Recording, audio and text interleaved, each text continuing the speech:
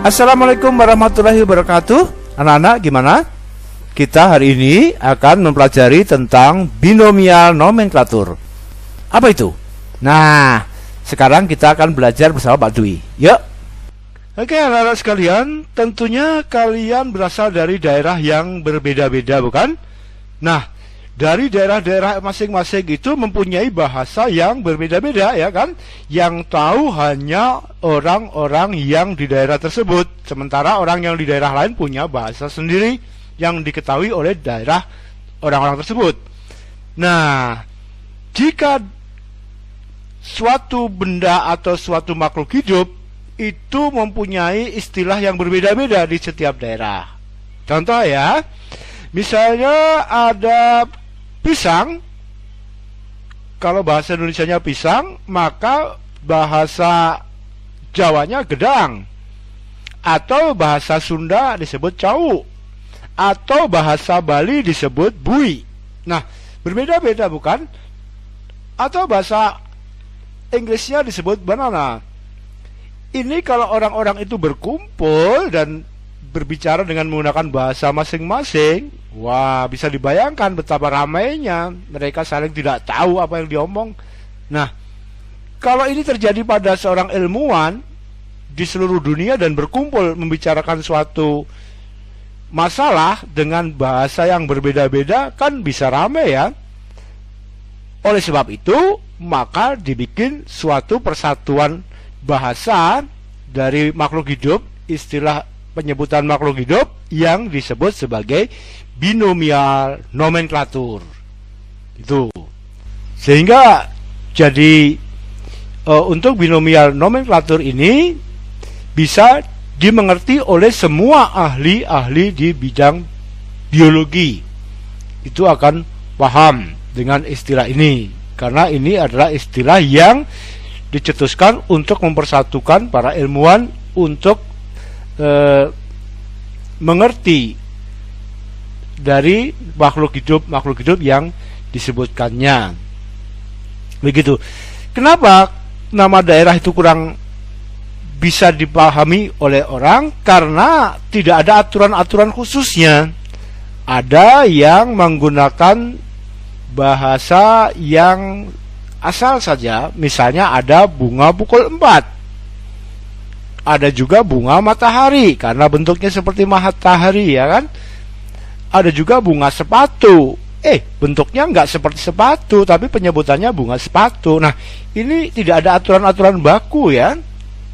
Maka dari itu, untuk bahasa lokal atau bahasa daerah setempat tidak bisa digunakan untuk komunikasi ilmuwan internasional. Maka adanya binomial nomenklatur. Jadi binomial nomenklatur adalah nama ilmiah yang merupakan nama Latin yang diberikan oleh para ilmuwan kepada makhluk hidup, atau scientific name. Kemudian pemberian nama ilmiah untuk seluruh makhluk hidup dikenal dengan istilah binomial nomenklatur. Dengan adanya nama ilmiah, setiap spesies mudah dikenali, tidak akan terjadi kesalahpahaman gitu ya. Kemudian untuk binomial nomenklatur itu ada aturan penamaan bakunya bagi seluruh makhluk hidup atau organisme. Itu ada aturannya. Nah, seperti apa aturannya? Coba kita perhatikan ya. Aturan-aturan yang dipakai untuk binomial nomenklatur ini. Aturan tata nama dalam pemberian nama ilmiah, yaitu nama ilmiah itu terdiri dari dua kata dalam bahasa Latin. Bahasa yang digunakan bahasa Latin ya. Kemudian kata pertama adalah genus atau marga, dan kata kedua adalah menunjukkan spesies atau jenisnya.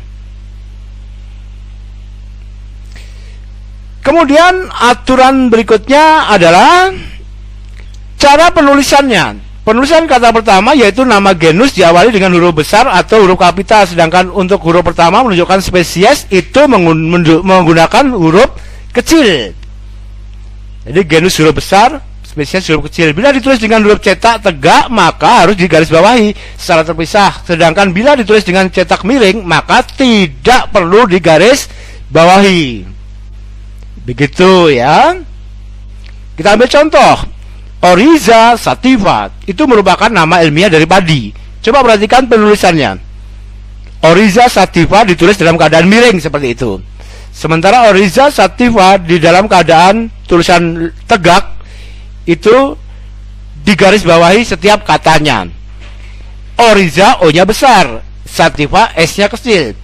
Oryza menunjukkan genus dan sativa menunjukkan spesies. Gitu ya.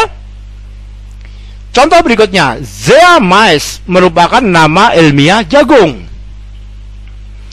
Nah, penulisannya seperti apa? Kita lihat. Zea mays kalau dalam tulisan miring seperti ini tulisannya. Sedangkan Zea mays dalam keadaan tegak penulisannya maka tidak perlu maka harus digarisbawahi. Zea Z-nya besar, mays M-nya kecil. Zea itu menunjukkan genus dan mays-nya menunjukkan spesies. Oke, jadi sudah paham ya?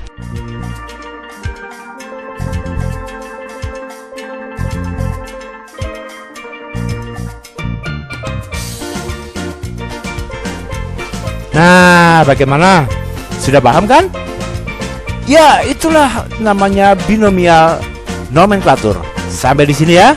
Assalamualaikum warahmatullahi wabarakatuh.